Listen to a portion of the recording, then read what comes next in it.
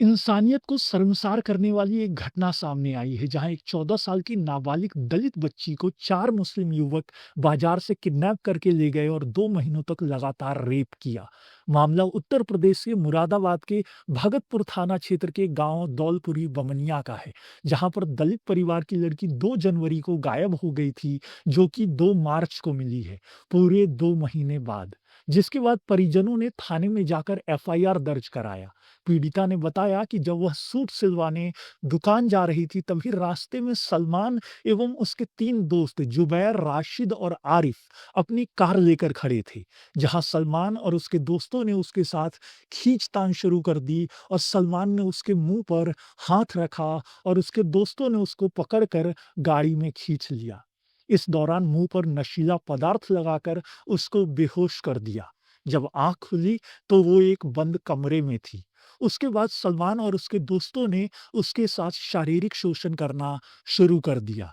पीड़िता ने ये भी बताया कि जब वह खाना मांगती तो उसको मीट यानी मांस खाने को दिया जाता, जिसको खाने से मना करने पर उसको जबरदस्ती मांस खिलाते, मारते, पीटते और रेप करते थे। वो दरिंदे यही नहीं रुके। पीड़िता के मुताबिक उसके हाथ पर ओम का एक चिन्ह, एक टैटू बना हुआ था, जिसको आरोपी सलमान ने तेजाब डालकर मिटा दिया और आरोपी उसके मुंह पर तेजाब डालने की धमकी देते थे। 2 महीने तक शोषण करने के बाद 2 मार्च को सलमान ने उस बच्ची को भोजपुर थाना क्षेत्र में छोड़ दिया और धमकी दी कि अगर घर जाकर किसी को कुछ बताया तो तुझे और तेरी चाची को उठा लेंगे और तेरे चाचा और भाई को जान से मार देंगे। इस मामले में पुलिस ने मुकदमा दर्ज कर दिया है। मुख्य आरोपी सलमान को गिरफ्तार कर लिया गया है और उसको जेल भेज दिया है। तो वहीं पुलिस बाकी के तीनों आरोपियों की तलाश कर गिरफ्तारी में जुट गई है। पुलिस अपना काम कर रही है, पर आज मेरे 3 सवाल हैं। एक जो सत्ता में है उनसे, दूसरा जो विपक्ष में है उनसे और तीसरा आम जनता जो इस वीडियो को देख रहे हैं आपसे। पहला सवाल विपक्ष वालों से, राहुल गांधी जी से। 1 तारीख को राहुल गांधी एक्स पर पोस्ट करते हैं, रमजान मुबारक। बहुत अच्छी बात है। एक ऐसा नेता जो सभी धर्मों की इज्जत करता है। सलाम है आपको। उसके बाद 3 तारीख को राहुल गांधी एक्स पे पोस्ट करते हैं, देश भर में हजारों दलित पिछड़े न्याय की लड़ाई लड़ रहे हैं। हर जगह जातिगत जनगणना की मांग गूंज रही है। ऐसे वक्त में भाजपा सरकार द्वारा जानबूझकर सामाजिक न्याय सुनिश्चित करने वाली संवैधानिक संस्थाओं में अहम पदों में खाली रखना उनकी दलित पिछड़ा विरोधी मानसिकता को दिखाता है।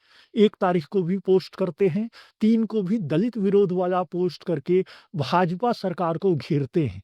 पर 2 तारीख को इस दलित बच्ची के लिए ना कोई पोस्ट और ना ही कोई बयान। इलेक्शन आते ही टीका चंदन करके मंदिर-मंदिर घूमने वाले राहुल जी, आपको जातिगत जनगणना की इतनी फ़िक्र है, आप सच में जब दलित पिछड़ों के लिए न्याय की लड़ाई लड़ रहे हैं, तो इस दलित बच्ची के साथ इतनी बेरहमी से रेप किया गया, इस 14 साल की दलित बच्ची का शोषण किया गया, तो आपने कोई आवाज़ क्यों नहीं उठाई? सिर्फ़ इसलिए आवाज़ नहीं उठाई क्योंकि ये रेप करने वाले मुस्लिम थे और आपका वोट बैंक खतरे में पड़ जाएगा? राहुल गांधी जी, आप युवा नेता से अब वृद्ध अवस्था में पहुँचने की कगार पे हैं। आप शायद ये ना समझें, पर वोट देने वाले आप तो समझो। दूसरा, यूपी में एक और विपक्ष के नेता हैं अखिलेश यादव। अखिलेश जी, आप भी जब इलेक्शन का समय आता है तो पीडीए पीडीए चिल्ला रहे थे। पिछड़ा, दलित और अल्पसंख्यक की बात करके हिंदुओं को तोड़ के 2024 चुनाव में आपने अपनी सीटें तो बढ़ा ली, पर महाराज नेताजी के सुपुत्र, जब दलित लड़की के लिए बोलने का समय आता है, तो आप और आपकी पूरी पार्टी आँख बंद करके बैठी है। आप भी 1 मार्च को रमज़ान की मुबारकबाद तो देते हैं और 3 मार्च को बॉलीवुड की किसी हीरोइन को पैसा देकर, खूब खर्चा करके एक वीडियो भी बनवाते हैं और एक्स पर डालते हैं कि हम 2027 में स्त्री सम्मान समृद्धि योजना लाएँगे और हर बालिका, युवती, नारी को सबल बनाएँगे। अखिलेश जी, क्या ये दलित की 14 साल की बच्ची, जिसके अभी खेलने और पढ़ने के दिन थे, क्या उसको आप सबल नहीं बनाएँगे? उसके लिए आपकी ज़बान क्यों नहीं खुलती है? सिर्फ़ इस वजह से कि मुसलमान लड़के ने ये दरिंदगी की है? ये दोनों नेता राहुल गांधी और अखिलेश यादव और इनकी पार्टियां चुप हैं ताकि इनके वोट बैंक पे असर ना पड़े। और हम सब बेवकूफ जो आपस में लड़के टूट जाते हैं और इनको वोट देते हैं। ज़्यादा ज़िम्मेदार शायद हम खुद ही हैं। ज़रा सोचो, अगर यही काम किसी ब्राह्मण ने किया होता या हिंदू समाज से ही किसी ने किया होता, तो ये सारे जहाँ में ये हल्ला मचाते कि दलित लड़की के साथ गलत हुआ।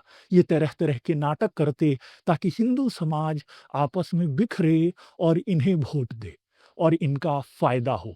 शर्म आनी चाहिए आप जैसे नेताओं को जो सिर्फ़ अपने फ़ायदे के लिए बोलते हैं, ना कि लोगों को न्याय दिलाने के लिए। अब दूसरा सवाल उन नेताओं से है जो सत्ता में हैं, बीजेपी वालों।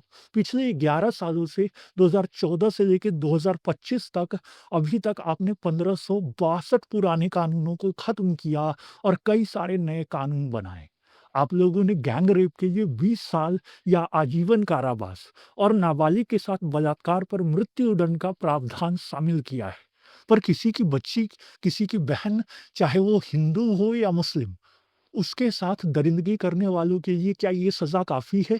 क्या ये सज़ा इतनी डरावनी नहीं होनी चाहिए कि रेप करने वाले जब रेप करने के बारे में सोचे, तो उनकी रूह काँप जाए?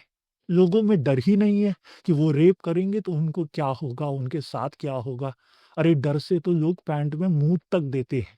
तो क्या आप इतने बुद्धिजीवी नहीं हैं कि एक ऐसा सख्त कानून बनाया जाए, जहाँ रेप वालों को सरेआम या तो फांसी दी जाए या बीच चौराहे पर खड़ा करके गोली मार दी जाए? एक बार करके तो देखिए, डर तो बनाइए। राम राज्य में रावण मरेगा तभी तो सीता सुरक्षित रहेगी। अगर रावण को जेल में बंद करके उसको पालोगे तो कैसे आएगा राम राज्य? अब तीसरा सवाल आप आम लोगों से, क्या फ़ायदा भाई एक ऐसी स्वतंत्रता का? भगत सिंह ने हम नपुंसकों के लिए फांसी खाई थी क्या? एक ऐसा देश जहाँ 75 साल में हम एक ऐसा कानून नहीं बना पाए कि हमारी बहन-बेटियाँ सुरक्षित रहें। जिन नेताओं को चुन के भेजते हो, उनसे एक बार ये क्यों नहीं बोलते कि एक ऐसा कानून लाओ? क्या तुमने कभी माँग की?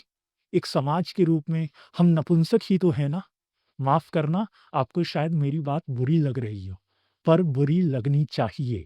जब मैंने ये घटना के बारे में पढ़ा, तो मुझे भी बहुत बुरा लगा और मुझे भी बहुत गुस्सा आया था। तुम्हें ऐसी खबरें देख के गुस्सा नहीं आता क्या? क्या तुम बेचैन नहीं होते? क्या तुम्हारा खून नहीं खौलता?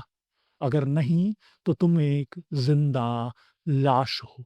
तुम्हारे अंदर इंसानियत मर चुकी है और अगर खून खौलता है, बेचैनी होती है, गुस्सा आता है, तो बहुत छोटा-सा काम दे रहा हूँ।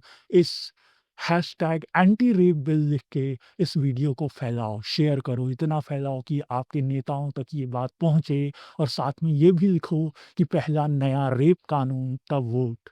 सबसे आसान काम हमारा ही है। 2 मिनट लगाओ और शेयर करो, तब तक मत रुको जब तक इस देश में एक ऐसा कानून ना बन जाए जो रेप करने वालों की रूह कँपा दे।